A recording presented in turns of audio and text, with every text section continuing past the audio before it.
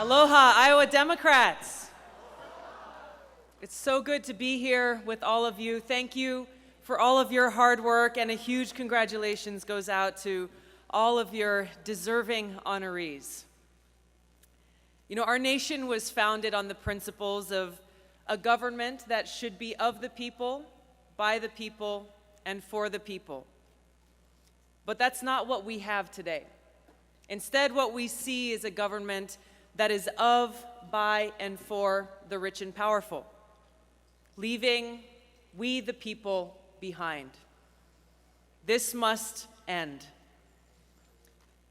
As your President and Commander-in-Chief, I'll bring the spirit of service above self to the White House, putting people ahead of profits, putting the well-being of the American people above all else. I'll crack down on big pharma and insurance companies who extort the sick, who put their profits ahead of the health and well-being of the people, and work to pass Medicare for all to make sure that every American who is sick is able to get the care that they need. As your president, I will reinstate the Glass-Steagall Act and break up the big Wall Street banks that are gambling with our future. I'll crack down on the overreaching intelligence agencies and these big tech monopolies who take away our civil liberties in the name of national security and corporate greed. I'll protect our constitutional right to privacy and free speech. I'll tackle climate change by ushering in a green century, ending taxpayer subsidies for these fossil fuel giants and multinational agribusiness corporations, harnessing the technology and innovation that we have to create jobs in renewable energy, to provide better opportunities for our farmers to make a good living, keep more of our food dollars local here at home, and protect our soil and water and air. I'll fight for criminal justice reform, get rid of private prisons, end the federal marijuana prohibition and the failed war on drugs, and enact true sentencing reform. Now, the reality is there are many needs we need to address, but we will not have the resources that we need to invest in our people and our communities unless we deal with one central issue. That issue is the cost of war. The most important responsibility that the President has is to serve as Commander-in-Chief. Now, I've served as a soldier for over 16 years, deployed twice to the Middle East, and in Congress have served for over 6 years on the Foreign Affairs and the Armed Services Committees.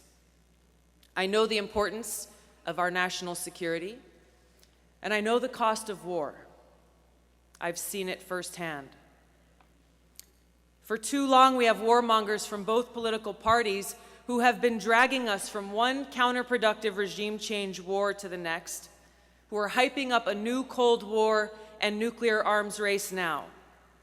So as President and Commander-in-Chief, I will end our long-standing foreign policy of waging wasteful regime change wars that have taken so many lives, that has cost us trillions of taxpayer dollars and undermined our national security. I'll work to end this new Cold War and nuclear arms race and lead us away from the abyss of a nuclear war that would destroy our entire world in mere minutes. I'll take the trillions of dollars, your hard-earned taxpayer dollars that have been and will continue to be wasted on these programs, and instead invest them in serving the needs of the American people. Things like quality health care for all, truly sustainable agriculture, affordable housing, clean water, clean air, rebuilding our crumbling infrastructure, improving education, and so much more. I'll build partnerships with other countries based on shared interests and cooperation rather than conflict. I'll have the courage to meet with both adversaries and friends in the pursuit of peace and national security, understanding that if we fail to exercise that courage, the only alternative is war. Finally, I'll bring a soldier's principles of service above self to the White House, restoring the values of integrity and honor and respect to the presidency. Now, we know the road ahead will have many challenges, but when we stand united by our love for our people, our planet, and our country, there is no obstacle we cannot overcome. So I ask you to join me. Visit Tulsi2020.com as we stand to bend the arc of history away from war and towards peace, prosperity, opportunity, and justice for all. Thank you so much, everybody. Aloha.